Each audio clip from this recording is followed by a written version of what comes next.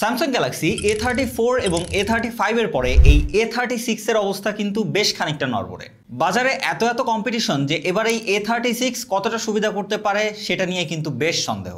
Around 2 মাস পেরিয়ে এসে কিন্তু এই ফোনটার আজকে একটা ডিটেল গাইডলাইন আপনাদেরকে শেয়ার করব এবং ডিটেল এক্সপেরিয়েন্স আপনাদেরকে শেয়ার করব। আমাদের আজকের স্পন্সর লাইট টেলিকমের কাছে কিন্তু এই স্মার্টফোনটা বেস ভেরিয়েন্ট অলমোস্ট 34,500 টাকা থেকে শুরু হয়েছে। সো অ্যারাউন্ড এই 35,000 টাকা রেঞ্জের মধ্যে এই মুহূর্তে এসে এইটার অবস্থান কতটা স্ট্রং, তার পাশাপাশি বাজারের অন্যান্য যে কম্পিটিশনগুলো রয়েছে সেগুলোর কি অবস্থা, সেগুলোর সাথে কতটা কমপ্লিট করতে পারছে, আজকে টোটাল ভিডিও জুড়ে কিন্তু এই সব কিছু নিয়ে কথা বলবো। সো ইনফরমেটিভ এই ভিডিওটার জন্য হলো চ্যানেলটা একটা সাবস্ক্রাইব করবেন, ভিডিওতে একটা লাইক করবেন, কমেন্ট করে আপনার মতামত জানাবেন। চলুন বেশি কথা না বলে আজকের ভিডিও শুরু করা যাক। ফার্স্ট অফ অল ডিজাইনের দিকে আসলে এর পেছনের সাইডটা কিন্তু স্যামসাং এর A56 এর মতো পুরা সেম টু সেমই করা হয়েছে। তেমন কোনো তফাৎই আপনারা দেখতে পাবেন না, ক্যামেরা লেন্স থেকে শুরু করে ডিজাইন ওভারঅল সেমই বলা যায়। তবে পার্থক্য রয়েছে বিল্ড কোয়ালিটিতে। যেখানে স্যামসাং A56 এ ছিল মেটাল বডি, সেখানে এবার কিন্তু এই A36 ব্যবহার করা হয়েছে প্লাস্টিক বডি। তবে পেছনে গ্লাস ব্যাক রয়েছে এবং সামনে পেছনে কর্নিং গরিলা গ্লাস ভিক্টাস প্লাসের সাপোর্ট রয়েছে। 195 গ্রামের এই ফোনটা ধরে আপনার কাছে খুব একটা বাল্কি মনে না হলেও এটা কিন্তু একটু চওড়া একটা ফোন এবং মোটামুটি বেশ বড় একটা ফোন। সো আপনারা যারা হ্যান্ডি ফোন খুঁজেন তাদের জন্য কিন্তু এই A সিরিজের ফোনগুলো কখনোই না, কারণ এগুলো একটু চওড়া হ্যান্ডি টাইপের হয় না এবং বড় সড়ো হাতের জন্যই আসলে এই ফোনগুলো।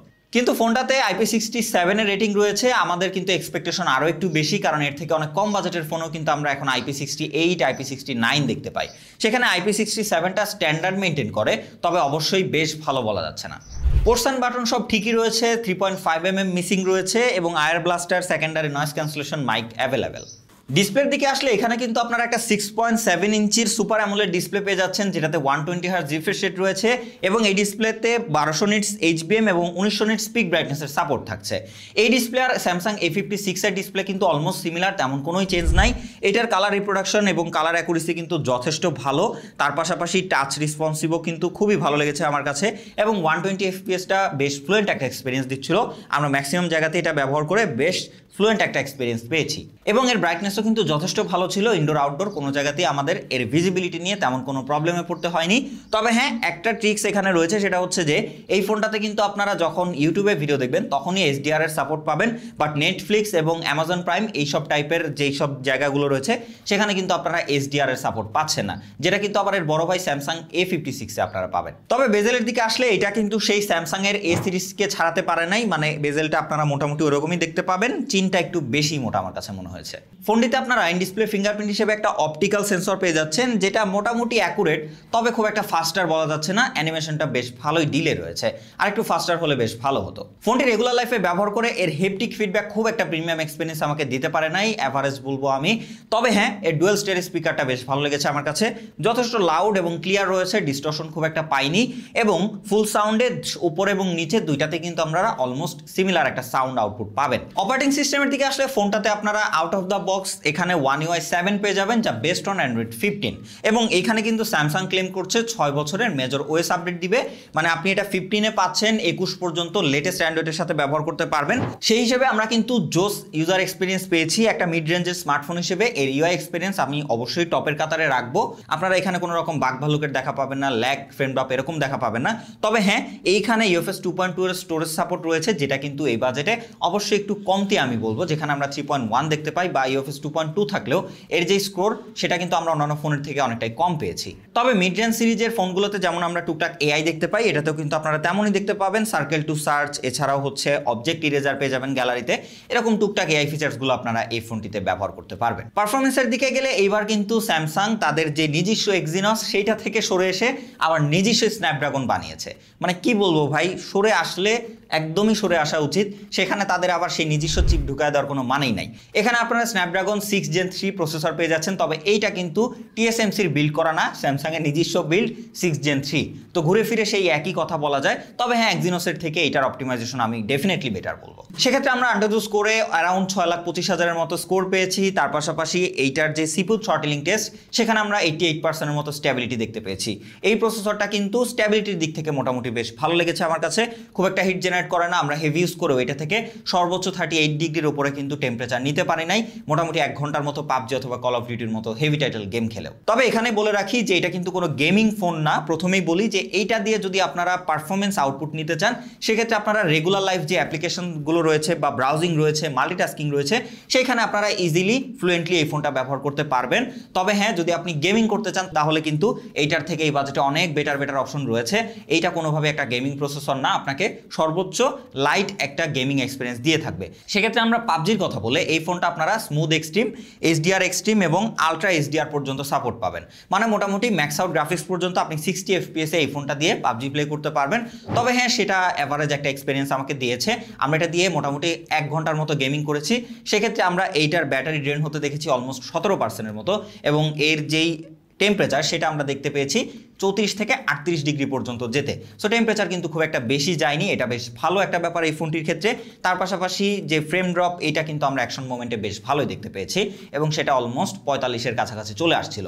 সব কিছু মিলিয়ে বলবো এটা আপনাকে হেভি গেমিং এক্সপিরিয়েন্স দিবে না, তবে আপনি হাই এন্ড গেমগুলো মোটামুটি একটা টাইম পাসের জন্য এইটাতে প্লে করতে পারবেন। এবং আমরা কিন্তু এখানে কল অফ ডিউটিও খেলেছি, এবং সেদিক থেকেও কিন্তু আমরা মোটামুটি 1 ঘন্টায় অলমোস্ট 15-16%-এর মতো চার্জ ড্রেন হতে দেখেছি। তার পাশাপাশি এখানে সর্বোচ্চ 37 ডিগ্রি পর্যন্ত আমরা টেম্পারেচার যেতে দেখেছি। এখান থেকে আপনারা লোতে আলট্রা পর্যন্ত পাবেন এবং হাইতে ম্যাক্স পর্যন্ত সাপোর্ট পাচ্ছেন। তো গ্রাফিক্স এবং এফপিএস সাপোর্ট মোটামুটি ভালোই পাবেন। তবে হ্যাঁ, লং টাইম গেমিং করলে আপনারা অ্যাকশন মোমেন্টগুলোতে ফ্রেম ড্রপ দেখতে পাবেন বেশ ভালোই। সব কিছু মিলিয়ে বলবো রেগুলার লাইফ ইউজের জন্য, ব্যালেন্স ইউজারদের জন্য ওকে, বাট গেমারদের জন্য কখনোই এই প্রসেসরটা বেশ ভালো একটা চয়েস না। চলে যাই ফোনটার ক্যামেরার দিকে, যেখানেও কিন্তু আমরা আগের ভার্সনগুলো থেকে খুব একটা বেশি যে আপগ্রেড দেখতে পাচ্ছি তেমন না। ফোনটার রিয়ারে টোটাল ট্রিপল ক্যামেরা সেটআপ রয়েছে, যেখানে আপনারা 50 মেগাপিক্সেল মেইন, 8 মেগাপিক্সেলের আলট্রা ওয়াইড এবং 5 মেগাপিক্সেলের একটা ম্যাক্রো ক্যামেরা পাচ্ছেন, এবং ফ্রন্টে রয়েছে একটা 12 মেগাপিক্সেলের ফ্রন্ট ক্যামেরা। চলে যাই স্যাম্পলের দিকে, যেখানে আমরা ডে লাইটে কিন্তু বেশ ভালো ডিটেল দেখতে পেয়েছি। এক্সপোজার মেইনটেনও বেশ ভালো ছিল। কালার একটু স্যাচুরেটেড ভাইব্রেন্ট দেয়, কারণ আপনারা সবাই জানেন স্যামসাংয়ের কালারগুলো একটু আই প্লিজিং আসে, একটু ভাইব্রেন্ট কালার দেয়, যেটা কিন্তু সোশ্যাল মিডিয়ার রেডি টু আপলোড বলা যায়। তবে ডাইনামিক রেঞ্জ কিন্তু আমরা বেশ অ্যাগ্রেসিভ এবং বেশ ভালো মতো হ্যান্ডেল করতে দেখতে পেয়েছি। এইটা কিন্তু এই বাজেটের অন্যান্য ফোনগুলোর সাথে তুলনা করলে ডাইনামিক রেঞ্জে এইটা কিন্তু বেশ বেটার একটা এক্সপিরিয়েন্স আপনাকে দিবে। একটা জিনিস আমরা লক্ষ্য করেছি যে এইটা কিন্তু যে শ্যাডো এরিয়াগুলো রয়েছে সেখানে একটু ডিটেল কমিয়ে ফেলে, এবং তার পাশাপাশি ওইখানে একটু নয়েজ গ্রেনেরও দেখা পাওয়া যায়। তো সেক্ষেত্রে আমি বলবো এখানে আরেকটু অপটিমাইজেশনের দরকার ছিল শ্যাডো এরিয়াগুলোতে। তবে রাতের বেলাতে আমরা মোটামুটি স্ট্যান্ডার্ড পিকচার আউটপুট পেয়েছি। রাতের বেলাতে যথেষ্ট ভালো এক্সপোজার ব্যালেন্স করতে পারে, হাইলাইট এরিয়াগুলোকেও ঠিকঠাক মতো হ্যান্ডেল করতে পারে। নয়েজ গ্রেনের দেখা কিন্তু খুব কম পেয়েছি একদম ডার্ক এরিয়া ছাড়া, আদারওয়াইজ ফ্লেয়ার মেনটেনটাও কিন্তু বেশ ভালো ছিল। সবকিছু মিলিয়ে কন্ট্রাস্টি এবং একটু স্যাচুরেটেড কালার আউটপুট দেওয়ায় আপনার কিন্তু এটা রাতের বেলাতেও বেশ ভালো একটা পিকচার সাপোর্ট দিতে পারবে। তার পাশাপাশি 8 মেগাপিক্সেল আলট্রা ওয়াইড লেন্স, এইটা আমি ওকে বা অ্যাভারেজ বলবো। এখানে এক্সট্রাঅর্ডিনারি কিছু আপনারা পাচ্ছেন না। এখান থেকে ডিটেল আমি বললে মোটামুটি অ্যাভারেজ ভালো ডিটেল ছিল, এক্সপোজার ব্যালেন্সও ভালো ছিল, ডাইনামিক রেঞ্জ অ্যাভারেজ মেনটেন করতে পারে। সবকিছু মিলিয়ে বাজেট রেঞ্জ অনুযায়ী আলট্রা ওয়াইডের কথা বললে এটা আপনাকে খুব একটা নিরাশ করবে না, একটা স্ট্যান্ডার্ড আউটপুট দিয়ে থাকবে। তবে হ্যাঁ, এর 12 মেগাপিক্সেলের ফ্রন্ট ক্যামেরাটা আমাকে বেশ ইমপ্রেস করেছে। এই বাজেটের অন্যান্য ফোনগুলোর সাথে তুলনা করলে ফ্রন্ট ক্যামেরাটা কোনো দিক থেকে পিছিয়ে থাকবে না, বরঞ্চ বেশ কিছু ফোনের থেকে এগিয়েই থাকবে। ফ্রন্ট ক্যামেরা আমরা বেশ ভালো ডিটেল দেখতে পেয়েছি, তার পাশাপাশি এক্সপোজার ব্যালেন্সও ভালো, কালার রিপ্রোডাকশন বেশ ভালো ছিল।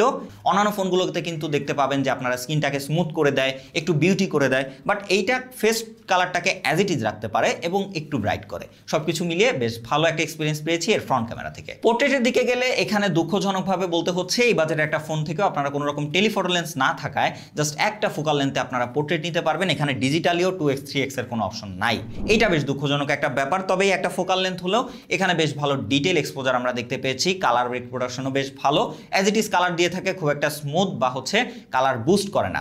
তার পাশাপাশি স্কিন টোন এবং এজ ডিরেকশন মোটামুটি ভালো দেখতে পেয়েছি। ব্যাকগ্রাউন্ড ব্লারটা 1x হিসেবে ওকে, তবে 2x এর মতো যে ডেপথ অফ ফিল পাওয়া যায় সেটা কিন্তু আপনারা এই 1x এ পাচ্ছেন না, সেই ব্যাপারটা বেশ কষ্টজনক। ফোনটার ভিডিও সেগমেন্টে আসলে রিয়ার ক্যামেরা দিয়ে আপনারা 4K 30 FPS এ ভিডিও করার সুযোগ পাচ্ছেন, এবং সেখানে আমরা ডিটেল এক্সপোজার কিন্তু যথেষ্ট ভালো পেয়েছি এই বাজেটে একটা ফোন হিসেবে। কালার কনসিস্টেন্সি এটা আমাকে বেশ ইমপ্রেস করেছে, আমরা কিন্তু খুব একটা কালার শিফট করতে দেখিনি। তার পাশাপাশি এক্সপোজার ব্যালেন্সও কিন্তু স্টিল একটা কনস্ট্যান্ট দিয়ে থাকে, সেখানে আমরা খুব একটা এক্সপোজার শিফট করতে দেখিনি। ডাইনামিক রেঞ্জও বেশ ভালো মতো হ্যান্ডেল করতে পারে, তার পাশাপাশি স্ট্যাবিলিটি কিন্তু বেশ ভালো পেয়েছি, মানে খুব একটা শেকি ভাব নাই, আমরা মোটামুটি বেশ স্ট্যাবল একটা ফুটেজ পেয়েছি হেঁটে চলে ভিডিও করেও এই ফোনটি থেকে। এবং ফ্রন্ট ক্যামেরায়ও কিন্তু আপনারা 4K 30 সাপোর্ট পাচ্ছেন এবং সেখানেও আপনারা মোটামুটি ভালো ডিটেল এক্সপোজার দেখতে পাবেন এবং কালার টোনটাও কিন্তু as it is skin tone দেয়, খুব একটা কালার বুস্ট করতে বা ফেসটাকে সফট করতে আমরা দেখিনি। এবং স্ট্যাবিলিটিও কিন্তু ভালো ছিল, আপনারা যদি হেঁটে চলেও এই ফোনটা দিয়ে ভিডিও করতে চান সেক্ষেত্রেও কিন্তু বেশ ভালো ইউজেবল ভিডিও আউটপুট পাবেন এর ফ্রন্ট ক্যামেরা থেকে। সব মিলিয়ে ক্যামেরা নিয়ে সামারাইজ করতে হলে আমি বলবো এটা বেশ স্ট্যান্ডার্ড একটা আউটপুট আপনাকে দিবে, তবে টেলিফটো লেন্সের ঘাটতি বেশ চোখে পড়ার মতো, কারণ এই বাজেটে অন্যান্য ফোন যদি আমি বলি যেখানে আপনারা অনার 200-এ কিন্তু টেলিফটো লেন্স পেয়ে যাচ্ছেন, নাথিং 3 ফোনে টেলিফটো লেন্স পাচ্ছেন, সো এই ফোনগুলো কিন্তু আপনাকে টেলিফটো লেন্স সাপোর্ট দিচ্ছে, যেটা কিন্তু এই বাজেটে এই স্যামসাং আপনাকে দিচ্ছে না। এইখানে আমি হতাশ অবশ্যই, এবং কম্পিটিশনে কিন্তু এইটা এই জায়গা থেকে বেশ পিছিয়ে পড়ছে। ফাইনালি ব্যাটারি সেগমেন্টে ফোনটাতে আপনারা 5000 mAh ব্যাটারি উইথ 45 ওয়াটের ফাস্ট চার্জিং সাপোর্ট পেয়ে যাচ্ছেন। এখানেও দুঃখজনক ব্যাপার, তারা বক্সে কোনো রকম চার্জার দিচ্ছে না, যেটা কিন্তু আমরা এই বাজেটে অন্যান্য ফোনগুলোতে দেখে থাকি। সেখানেও কিন্তু আপনাকে এক্সট্রা টাকা খরচ করে একটা চার্জার কিনতে হচ্ছে, সে জায়গা থেকে এইটার ব্যাটারি ব্যাকআপ কিন্তু খুব একটা খারাপ না। তবে দুঃখের বিষয় এখানেও যে এটাতে কিন্তু তারা সিলিকন কার্বন ব্যাটারি টেকনোলজিতে এখনও যেতে পারে নাই, সেই normal as usual 5000 mAh battery পাচ্ছেন এবং এটার ব্যাকআপ কিন্তু মোটামুটি খারাপ না। আমরা আগেও বলেছি যে আমরা মোটামুটি 1 ঘন্টা গেমিং করে পাবজিতে 18% ব্যাটারি ড্রেন হতে দেখেছি এবং আমরা হচ্ছে কল অফ ডিউটিতে অলমোস্ট 16-17% ব্যাটারি ড্রেন হতে দেখেছি। তবে যদি আপনারা নর্মালি এই ফোনটিকে ব্যবহার করেন অলমোস্ট 6.5 থেকে 7 ঘন্টার স্ক্রিন অন টাইম পাবেন। এছাড়াও যদি নর্মালি ব্যবহার করেন একদমই, তাহলে একদিন পার করে ফেলতে পারবেন ইজিলি। সো ব্যাটারি ব্যাকআপ নিয়ে তেমন কোনো টেনশন নাই এবং 1 ঘন্টা 15 থেকে 20 মিনিটের মধ্যেই এই ফোনটাকে আপনারা ফুল চার্জ করে ফেলতে পারবেন। সবশেষে নেটওয়ার্ক নিয়ে কথা বললে, এবার যেহেতু তারা এক্সিনস থেকে চলে এসে স্ন্যাপড্রাগনে ঢুকেছে, সেই জায়গা থেকে আমরা নেটওয়ার্ক জনিত কোনো ইস্যুতে পড়িনি। এই ফোনটা দিয়ে আমরা বেশ কয়েকটা সিম ব্যবহার করেছি, mobile data, network, phone call সবকিছুই কিন্তু স্ট্যান্ডার্ড ঠিকঠাক ছিল এবং এর যে ওয়াইফাই সেটাও বেশ ভালো ছিল। ওভারঅল কনক্লুশনে আসলে এই ফোনটা এই মুহূর্তে যেই বাজেটে পাওয়া যাচ্ছে আনঅফিশিয়াল মার্কেটে, এইটা আপনাকে স্ট্যান্ডার্ড একটা এক্সপিরিয়েন্স প্রোভাইড করবে। তবে হ্যাঁ, কম্পিটিশনের কথা মাথায় আসলে এইটা কিন্তু বেশ পিছিয়ে যাবে। ব্যাটারির ক্ষেত্রে এখানে এখনও সিলিকন কার্বনে যেতে পারে নাই, টেলিফটো লেন্স দিচ্ছে না, আবার পারফরমেন্সের ক্ষেত্রেও এইটা কিন্তু কম্পিটিশনের দিক থেকে বেশ খানিকটা পিছিয়ে থাকে।